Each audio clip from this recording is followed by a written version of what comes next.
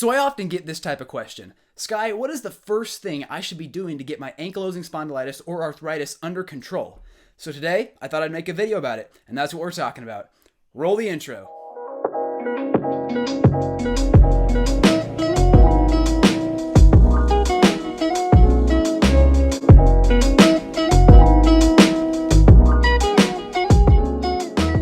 So when I started my journey of healing my ankylosing spondylitis, one of the things that was the absolute hardest was to tell what types of foods or behaviors was actually doing me good or which ones were doing me bad.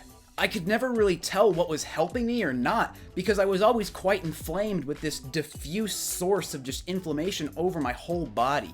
That's why the very first thing you want to do when starting your healing journey is establishing relatively low baseline pain levels. If you never establish low baseline pain levels, then you'll never really have a frame of reference for what is hurting or what is helping. It also helps you to understand that this disease is much less random than you might think, and you actually have a great amount of control over it.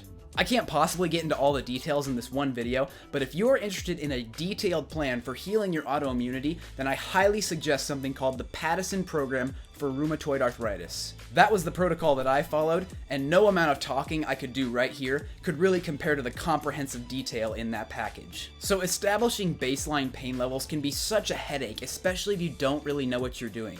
But I found one of the best ways to get it under control nice and quick is with a quick fast. Now, before you call me crazy and some type of witch doctor, there's actually a lot of scientific evidence backing this up.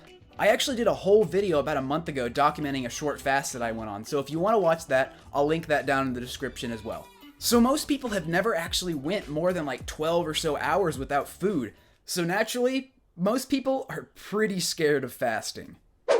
Oh, honey, I'm sorry you had a stressful day. Can I get you anything to eat? Oh, no thanks, honey. I'm actually on a short fast right now. Oh my goodness, honey! You mean you haven't eaten all day? Are you crazy? No, and I feel great, actually. Oh my goodness! Somebody call the ambulance! My husband's gonna be a walking skeleton! In our culture, we are fed basically 24/7, so giving yourself a short break from that can actually be really helpful for chronic pain. And here's the thing, fasting might be one of the quickest and most effective ways to get your pain levels really low, really quick.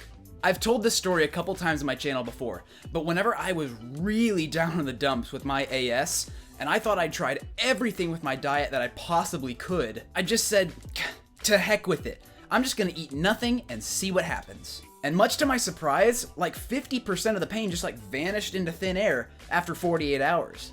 Now, I actually ended up doing a lot more fasting than was necessary, and I ended up getting really, really thin, like dangerously thin in the process, just because I was trying to find out what foods were not gonna inflame me up right whenever I started eating them again.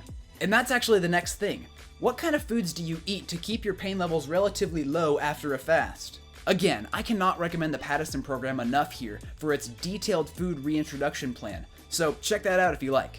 So some of the easiest things on the gut to keep your pain levels pretty low after a fast are things like non-glutinous grains, for example, quinoa, basmati rice, and millet.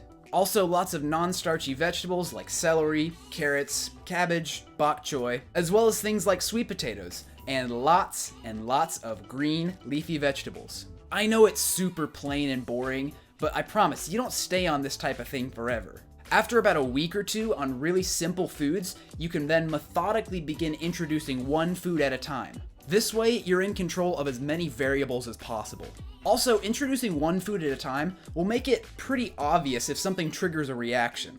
And last thing here, if you do have a reaction to something, don't panic. Just do a quick reset back on the baseline foods and then keep continuing the process. Sometimes when you get further along healing your gut, these food intolerances will actually just sort themselves out.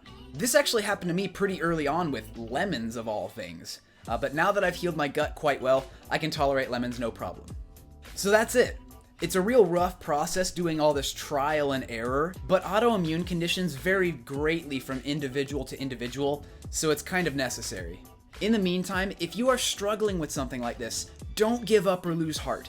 This didn't come quickly for me either. Reversing arthritis is like climbing a mountain. It can be a long, tough, and grueling process, but if you just keep putting one foot in front of the other, taking those necessary steps, the beautiful view at the top will come eventually. Thank you so much for watching, everybody. As always, if you got any value out of this video, please consider adding value back to my channel by liking, commenting, and hitting that subscribe button as well as the bell icon next to it. It really helps my channel out. I post 2 videos a week, all about the benefits of living a 100% whole food plant-based lifestyle and give you some tips along the way about how you can live a better life as well. Alright, and with that, I'll see you soon, and God bless.